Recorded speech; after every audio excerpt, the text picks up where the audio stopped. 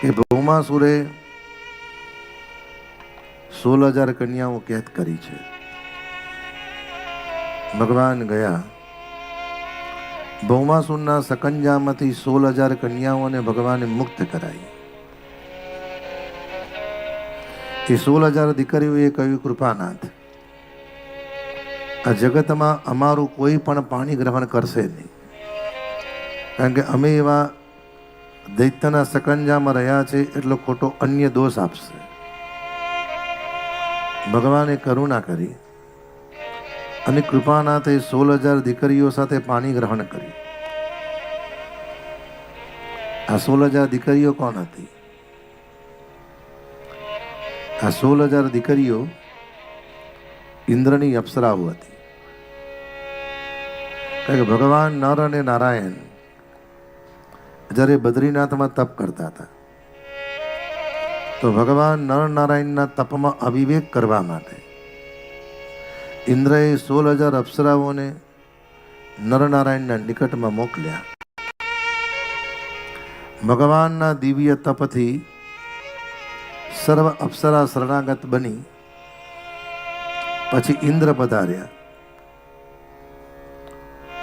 અને 16,000 અપ્સરાઓની શરણાગતિ જોઈ ઇન્દ્રને અવિવેક થયો અને 16,000 દીકરીઓ કહેવા મળી, અમે કૃપાનાથના શરણે સમર્પિત, અમારે પૂર્ણ પધારવું નથી. ભગવાને કીધું, જાઓ, કૃષ્ણ અવતારમાં હું તમારું પાણી ગ્રહણ કરીશ. અને 16,000 દીકરીઓનું પાણી ગ્રહણ કર્યું અને ઇન્દ્ર જેવા નિકટમાં આવ્યા. ભગવાને એવી કહ્યું, પ્રભુએ જમના પગની સાથળમાં ટપલી મારી અને ટપલી મારતાની સાથે પ્રભુએ ઉરુમાંથી ઉર્વશી નામની અપ્સરા પ્રગટ કરી અને મા ભગવતી ઉર્વશી પ્રગટ થયા. નારાયણે કહ્યું કે જાઓ, ઇન્દ્રને સમર્પિત. ઇન્દ્રએ ઉર્વશીજીના દર્શન કર્યા, પણ વાત્સલ્ય ભાવ પ્રગટ થયો અને વાત્સલ્ય ભાવ પ્રગટ થયા પછી માં ભગવતી ઉર્વશીની કૃપા સર્વદેવો પર થઈ.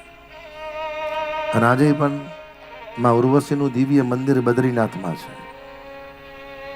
આપણે ઘણીક વાર અપ્સરાના સ્વરૂપમાં ગણીએ છીએ, પણ ભગવાન બદ્રીનાથ અને નરનારાયણ જે સ્થાનમાં બેઠા છે, એ સ્થાનમાં માં ભગવતી ઉર્વશીને માતૃ સ્વરૂપે ગણે છે.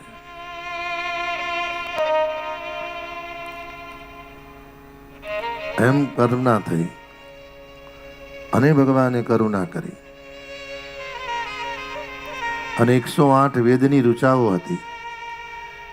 એ વેદની ઋચાઓએ પણ સ્ત્રીનું સ્વરૂપ ધારણ કરી ભગવાનનું પાણી ગ્રહણ કર્યું. ને પરીક્ષિત ઠાકોરજી 16,108 નાથ બન્યા.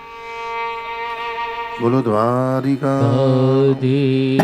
કી જય.